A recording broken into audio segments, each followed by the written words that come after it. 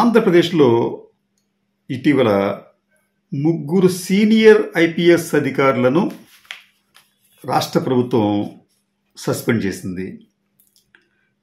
వారిలో పిఎస్ఆర్ ఆంజనేయులు, కాంతిరాణా టాటా, విశాల్ గున్ని. ఈ ముగ్గురు ఐపీఎస్ అధికారులు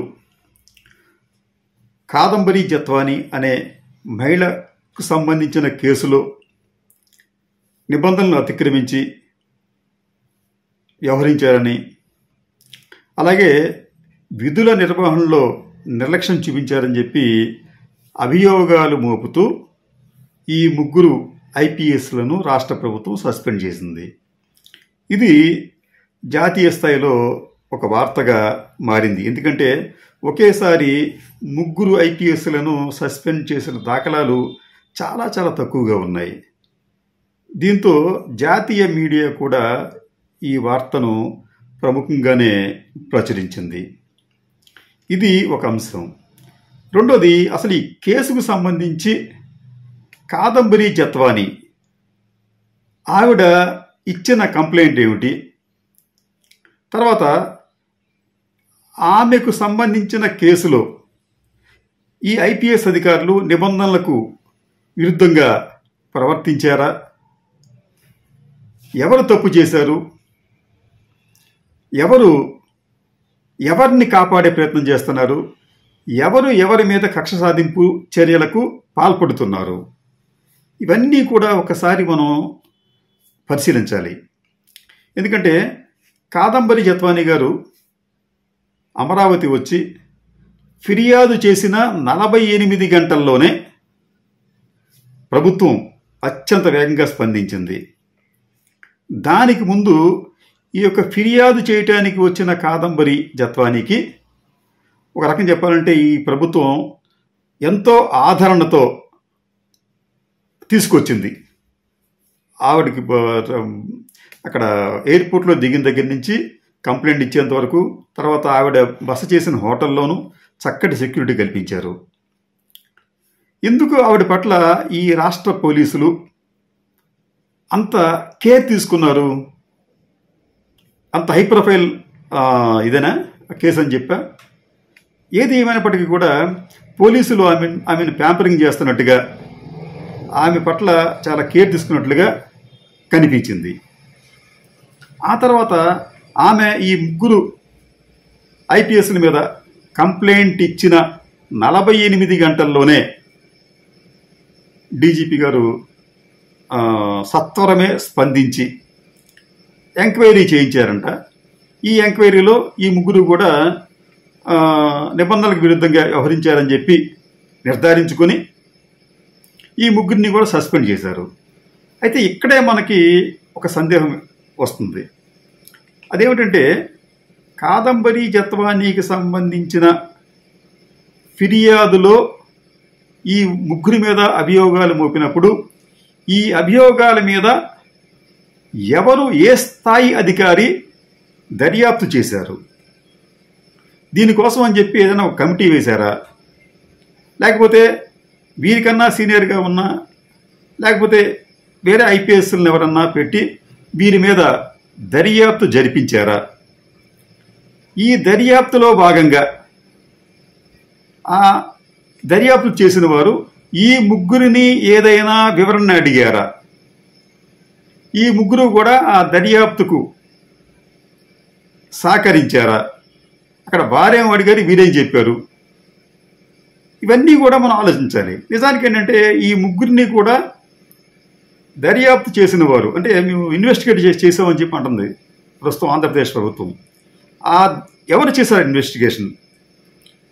వీరిని పిలవకుండానే వారిని ఎలా ఇన్వెస్టిగేషన్ చేయగలిగారు? కనీసం వీరి దగ్గర ఒక సంజాయిషి తీసుకోవాలి కదా.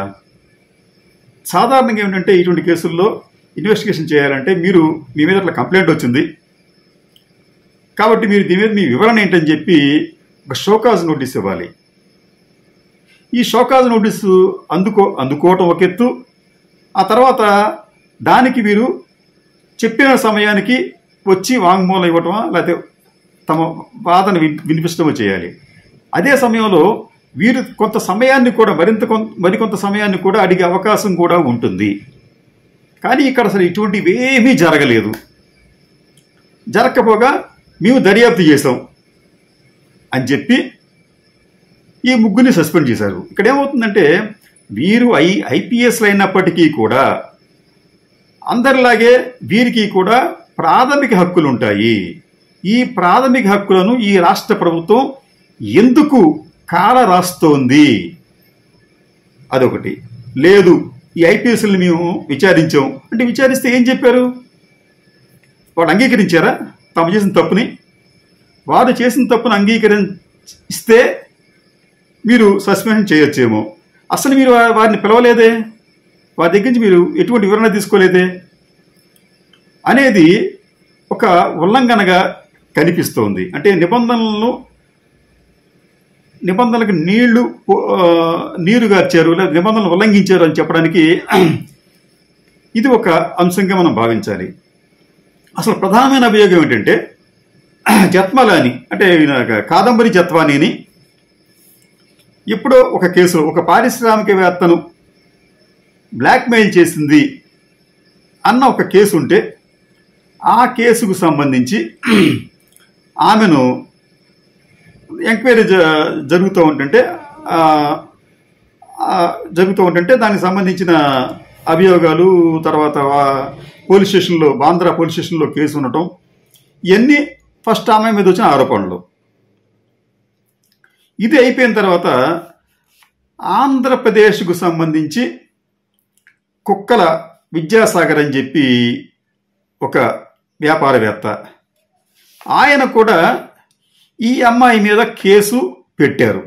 నన్ను బ్లాక్మెయిల్ చేస్తుంది, నన్ను పెళ్లి చేసుకోమని చెప్పి ఒత్తిడి చేస్తుంది, నా దగ్గర పెద్ద ఎత్తున ధనాన్ని తీసుకుంది, అయినప్పటికీ కూడా తప్పుడు డాక్యుమెంట్లు సృష్టించి నా కృష్ణా జిల్లాలో ఉన్న తన ల్యాండ్ని అమ్మే ప్రయత్నం చేస్తుందని చెప్పి ఈ విద్యాసాగర్ ఫిర్యాదు చేయటంతో ఆ ఫిర్యాదులో భాగంగా ఆమెను మహారాష్ట్ర నుంచి ఆంధ్రప్రదేశ్ తీసుకువచ్చారు. ఇక్కడ వాళ్ళు ఏం చెప్తున్నారంటే ఇక్కడ ఈ కేసుకు సంబంధించి ఇదంతా జరిగింది జగన్మోహన్ రెడ్డి గారి ప్రభుత్వ పాలన చరమాంకంలో జరిగింది. ఇది వాళ్ళు ఏమంటారంటే అప్పుడు నిజానికి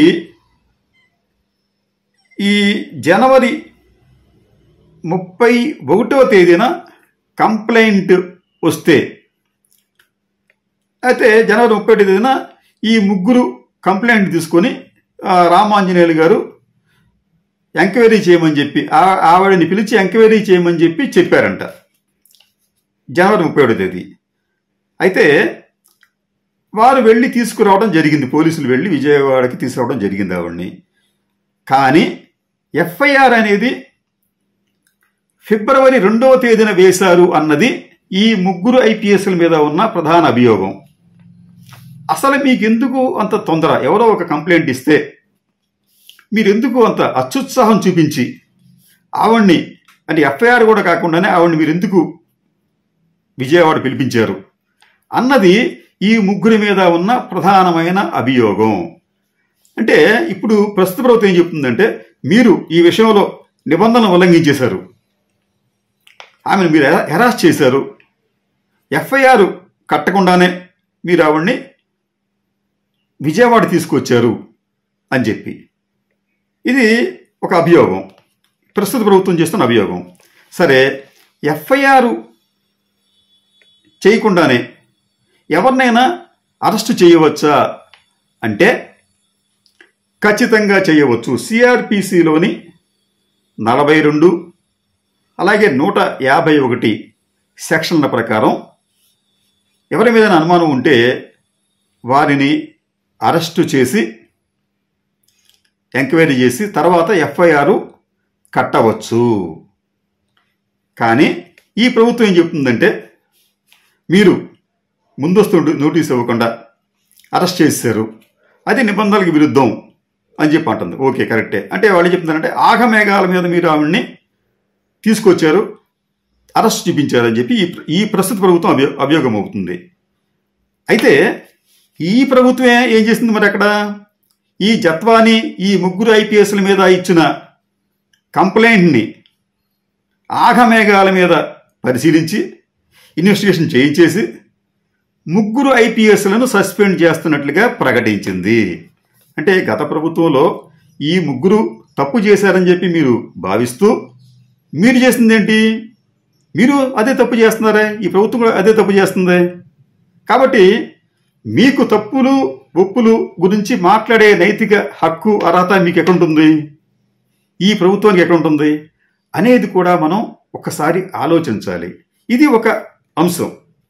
ఇక రెండో అంశానికి వచ్చినప్పటికీ అసలు ఈ ఎంటైర్ ఈ వ్యవహారంలో ముఖ్యమైన వ్యక్తి ఎవరు?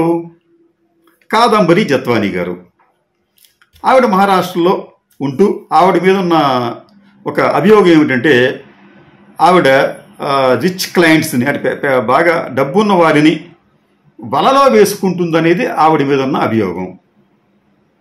వేసుకున్న తర్వాత వారి దగ్గర ఆర్థికంగా ప్రయోజనం పొంది చేస్తుందని చెప్పి. అయితే ఈ ఈ అభియోగాలు నిజమేనా అన్నట్టుగానే ఆవిడ మహారాష్ట్రలో ప్రముఖ పారిశ్రామికవేత్త జిందాల్ గారి మీద కూడా ఒక కేసు వేసింది. ఆయన మీద అభియోగం ఏమిటంటే జిందాల్ గారు నాకు పరిచయం అయిన తర్వాత మేమిద్దరం కూడా చాలా ఇంటిమేట్గా ఉన్నాం, కలిసి ఉన్నాం మేము. అయితే నేను ఇలా కాదు, నన్ను మ్యారేజ్ చేసుకో అని చెప్పి నేను జిందాల్ గారిని అడిగాను. అప్పటి నుంచి ఆయన నాతో మాట్లాడటం మానేశారు. అంతేకాకుండా దీనికి ముందు మేము కలుసుకున్న సమయంలో ఆ జిందాల్ గారు నాపై అత్యాచారం చేయడానికి కూడా ప్రయత్నించారు, అనుచితంగా ప్రయత్నించారు అని స్వయంగా ఈ కాదంబరి జత్వానీ గారు ఒక కంప్లైంట్ని మహారాష్ట్రలో జిందాల్కి వ్యతిరేకంగా ఇచ్చారు. అంటే ఈవిడేంటి, నేను జిందాల్ గారితో నాకు క్లోజ్ రిలేషన్స్ ఉన్నాయి అని చెప్పి అంగీకరించింది. ఈ జిందాల్ గారు ఎవరు? అప్పటికే ఆయనకి దాదాపు 67 ఆయనకి దాదాపు 65 సంవత్సరాలు ఎంతో వయసు ఆయనకి అది. అంతేకాకుండా ఆయనకి 3 కొడుకులు 7 మనవలు ఉన్నారు, భార్య బతికే ఉంది. ఇంత ఫ్యామిలీ ఉన్న ఈ జిందాల్ గారిని మ్యారేజ్ చేసుకోమని చెప్పి అసలు ఈవిడ కోరటం అనేది నైతికత కిందకి వస్తుందా లేదా? అసలు ఆవిడ అట్లా కోరవచ్చా? ఓకే, కోరింది, తప్పేం కాదనుకుందాం పోని. అయితే ఆయన పెళ్లి చేసుకోనంటే నువ్వు కక్ష కట్టి ఆయన మీద మీరు కేసులు పెట్టారు, దానికి మీ ఫిర్యాదే సాక్ష్యం. అయితే ఈ ఫిర్యాదులో ఉన్న లోపాలు ఏమిటంటే అంటే ఇదంతా కూడా బాంద్రా పోలీసులు ఇన్వెస్టిగేట్ చేసి కోర్టుకి ఇచ్చిన రిపోర్ట్ ఏమిటంటే ఈవిడేం చెప్పిందంటే ఈవిడని ఈ జత్వానీ గారిని జిందాల్ గారు అది ఎప్పుడంటే హోటల్ తాజ్ ల్యాండ్ అనే హోటల్లో ఈమె ఒక రూమ్ బుక్ చేసిందంట, ఈవిడి పేరున బుక్ చేసి జిందాల్ గారిని ఆహ్వానించింది. జిందాల్ గారు అక్కడికి వెళ్ళారు అనేది ఈవిడ చేసిన ఆరోపణ. అక్కడ నా పట్ల అతను జిందాల్ అనుచితంగా ప్రవర్తించాడు అనేది ఆవిడ అభియోగం. అయితే పోలీసుల ఎంక్వైరీలో హోటల్ రికార్డ్స్ను అలాగే సీసీటీవీ ఫుటేజ్ చూసినప్పుడు ఎక్కడా కూడా ఆమె రూమ్ బుక్ చేయలేదు, ఎక్కడ కూడా వారిద్దరి జాడ కనిపించలేదు. కాబట్టి ఈ అంశం అనేది ఈ ఆరోపణలో నిజం లేదని చెప్పి వాళ్ళు నిర్ధారించారు. ఇక రెండో దానికి వచ్చేటప్పటికి 2021 అక్టోబర్ 8న దుబాయ్లో నేను జిందాల్ గారిని కలుసుకున్నాను, అక్కడ అతను ఏదో చేయబోయాడు అనేది రెండో అభియోగం. అయితే ఈ అభియోగానికి వచ్చేటప్పటికి ఆ రోజున జిందాల్ తన పారిశ్రామిక యూనిట్ అలీబాగ్లో ఉంటే ఆ అలీబాగ్లో ఆయన ఒక సమావేశంలో ఉన్నాడు ఉదయం నుంచి సాయంత్రం వరకు కూడా. ఆ రోజున దుబాయ్లో లేడు. ఇదే విషయాన్ని ముంబై పోలీసులు నిర్ధారించుకున్నారు. ఇక మూడో విషయానికి వచ్చేటప్పటికి ఈ జిందాల్ గారు తన ప్రధాన కార్యాలయం కేసీబీ ఆఫీస్ అంట దాని పేరు, అక్కడ నా మీద లైంగికంగా దాడి చేశారు అని చెప్పి ఒక ఆరోపణ చేసింది. దీనికి సంబంధించి కూడా పోలీసులు ఎంక్వైరీ చేస్తే ఈ ఆఫీస్ అంతా కూడా ఒక అద్దాలతో నిర్మించిన ఆఫీస్, ఒకరికొకరు క్లియర్గా కనిపిస్తూ ఉంటారంట. ఇది పోలీసులు చెప్పిందే అది. కాబట్టి ఇక్కడ లైంగిక దాడి చేస్తే ఇతరులు చూసే అవకాశం ఉంటుందనేది పోలీసుల అభిప్రాయం. అలాగే ఆ రోజున సీసీ ఫుటేజ్ని చూసిన ఇతరుల ఈ ఆఫీసులో ఇతరులు అడిగినప్పుడు కూడా ఎక్కడా కూడా ఈ జత్వాని అక్కడికి వచ్చినట్టుగా దాఖలు లేవని చెప్పి వాళ్ళు పోలీసులు రిపోర్ట్ ఇచ్చారు కోర్టుకి. దీంతో బాంద్రా మెట్రోపాలిటన్ మెజిస్ట్రేట్ కోర్టు ఈ జత్వాని ఇచ్చిన కేసు తప్పుడు కేసు అని చెప్పి, ఇచ్చిన ఫిర్యాదు తప్పుడు ఫిర్యాదు అని చెప్పి కేసును కొట్టివేశారు. ఇదంతా కూడా రికార్డుగా ఉంది, అన్ని పేపర్లు కూడా వచ్చింది అక్కడ అది. ఆ తర్వాత ఇటువంటి పనే ఈ కుక్కల విద్యాసాగర్ అనే వ్యక్తితో కూడా ఆమె సహవాసం చేసింది. చేసి అతని దగ్గర నుంచి కూడా పెద్ద మొత్తంలో డబ్బు ఇతర ఫేవర్లు పొందినట్లుగా కుక్కల విద్యాసాగర్ తన ఫిర్యాదులు పేర్కొన్నాడు. అక్కడేమో జిందాల్ గారి మీద జత్వాని కంప్లైంట్ ఇస్తే, ఇక్కడ జత్వాని మీద కుక్కల విద్యాసాగర్ కంప్లైంట్ ఇచ్చారు. ఇచ్చి వీరిద్దరూ అంటే ఆవిడ తనకి కొన్ని అభ్యంతరకరమైన ఫోటోలు కూడా పంపించింది, అవన్నీ కూడా నా దగ్గర ఉన్నాయని చెప్పి ఈ కుక్కల విద్యాసాగర్ ఒక టీవీ ఛానల్కి ఇంటర్వ్యూ ఇస్తూ కూడా చెప్పాడు. ఆయన చెప్పి ఆవిడ వ్యక్తిత్వం అనేది సరైనది కాదు, బ్లాక్ మెయిలర్, ఆమె కాదు ఆమె కుటుంబ సభ్యులు కూడా ఆమెకు సహకరిస్తూ ఉంటారని చెప్పి ఆయన అభియోగం. సరే, ఆయనకి ఎక్కడ ఈ కంప్లైంట్ ఇచ్చాడు అంటే తన ఆస్తుల్ని, అంటే ఆంధ్రప్రదేశ్లో ఉన్న తన ల్యాండ్కి సంబంధించి డాక్యుమెంట్లను ఆమె ఫోర్జరీ చేసి తన పేరున రాయించుకొని దాన్ని అమ్మే ప్రయత్నం చేసింది, అందుకని ఫిర్యాదు చేశానని చెప్పి అంటాడు ఆయన విద్యాసాగర్ గారు. ఇదే ఫిర్యాదు మీద ఆంధ్రప్రదేశ్ పోలీసులు జగన్మోహన్ రెడ్డి గారి హయాంలో బొంబాయి వెళ్ళి ఆమెను తీసుకువచ్చారు ఆంధ్రప్రదేశ్కి. ఇది కేసు అన్నమాట. ఇక్కడ ఏమిటంటే కాదంబరి జత్వాని గారు జిందాల్ మీద ఇచ్చిన ఫిర్యాదులో నేను జిందాల్ గారు చాలా క్లోజ్గా ఉండేవాళ్ళం అని చెప్పి ఒప్పుకుంది. జిందాల్ గారిని పెళ్లి చేసుకోమని చెప్పి అడిగాను, ఆయన అంగీకరించలేదు అని చెప్పి అంగీకరించింది. మూడోది, నా మీద ఆయన అత్యాచారం చేయబోయాడు అని చెప్పి చెప్పిన డేట్స్ అన్నీ కూడా తప్పని చెప్పి ముంబై పోలీసుల దర్యాప్తులో తేలింది. ఇది ఒక అంశం. అయితే ఇక్కడ ఈ కుక్కల విద్యాసాగర్ వచ్చేటప్పటికి కుక్కల విద్యాసాగర్ ఇచ్చిన ఫిర్యాదుకు సంబంధించి ఆమెను ఇంట్రాగేషన్ చేశారు ఆంధ్రప్రదేశ్ పోలీసులు. తర్వాత ఇతనిచ్చిన కంప్లైంట్లో ప్రైమా ఫేసీ ఉంది, ప్రాథమిక ఆధారాలు ఉన్నాయి, సాక్ష్యాధారాలు ఉన్నాయని చెప్పి కోర్టు నమ్మింది. కాబట్టి ఆమెను దాదాపు 42 రోజుల పాటు జ్యుడిషియల్ కస్టడీలో ఉంచింది. ఇది ఇక్కడ ఈ ఐపీఎస్లకు సంబంధించి అభియోగాలు ఈ రాష్ట్ర ప్రభుత్వం ఆఘమేఘాల మీద మోపింది. కంప్లైంట్ ఇవ్వడానికి రాబోతున్న జత్వాని గారికి ఇంచుమించు రాచమర్యాదలు చేసింది. ఆవిడ కంప్లైంట్ ఇస్తూ విజయవాడ నగర సిపి గారితో కూడా ఫొటోస్ దిగిన దాఖలాలు కూడా ఉన్నాయి. అంటే అటువంటి పోలీసు ఉన్నతాధికారులతో ఫోటోలు దిగిన దాఖలాలు ఉన్నాయి. ఇవన్నీ ఎందుకు ఈ రాష్ట్ర ప్రభుత్వం చేస్తుంది? ఈ ముగ్గురు అధికారుల మీద కక్ష కట్టినట్లుగా ఎందుకు వ్యవహరిస్తోంది అంటే ఒక కారణం ఏమిటంటే ఆంధ్రప్రదేశ్లో ప్రస్తుతం రెడ్ బుక్ రాజ్యాంగం నడుస్తుందన్న ఆరోపణలు వెల్లువెత్తుతున్నాయి. నారా లోకేష్ గారు చెబుతున్నటువంటి ఈ రెడ్ బుక్లో ఈ ముగ్గురు ఐపీఎస్ అధికారుల పేర్లు కూడా ఉన్నాయని చెప్పి తెలుగుదేశం పార్టీ వాళ్ళు అంటున్నారు.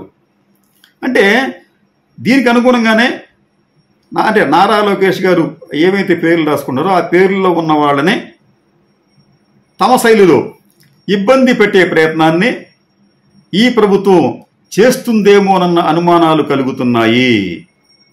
నిజానికి ఏది ఏమైనా ఈ ఐపీఎస్ల ఉదంతం అనేది ఇవన్నీ కూడా నిలబడే కేసులు కాదు. ఖచ్చితంగా వీళ్ళు రేపు క్యాట్కి వెళ్తారు. వెళ్ళిన తర్వాత అక్కడ వారికి సంబంధించి అనుకూలమైన ఫలితాలే వారికి వస్తాయి. కానీ ఈలోగా వారి క్యారెక్టర్ను నాశనం చేసే ప్రయత్నాన్ని ఈ ప్రభుత్వంలోని కొంతమంది పెద్దలు చేస్తున్నట్లుగా కనిపిస్తోంది. ఇది నిజానికి మంచి పరిణామం కాదు. ఈ రాష్ట్ర ప్రభుత్వానికి ఒక అంశం చెప్పాలనుకుంటున్నాం. అదేంటంటే గత ప్రభుత్వం ఇట్లా చేసింది, గత ప్రభుత్వం ఇట్లా హింసించింది మమ్మల్ని అని చెప్పి ఈ ప్రభుత్వం పెద్దలు చెప్తున్నారు. ఓకే, అలా చేయడం తప్పే. అయితే ఆ ప్రభుత్వం అలా చేసిందని చెప్పి మేము కూడా ఇలా చేస్తామని చెప్పి మీరు చేస్తే మీరు తప్పు చేసినట్టు అవుతుంది. అక్కడ ఇక మీకు వారికి తేడా ఏముంది? కాబట్టి ఈ ప్రభుత్వం కూడా ఇకనైనా తన పద్ధతులను మార్చుకోవాలి. లేకపోతే ప్రజాస్వామ్యం అనేది ఆంధ్రప్రదేశ్లో అపహాస్యం పాలయ్యే ప్రమాదం ఉంటుంది.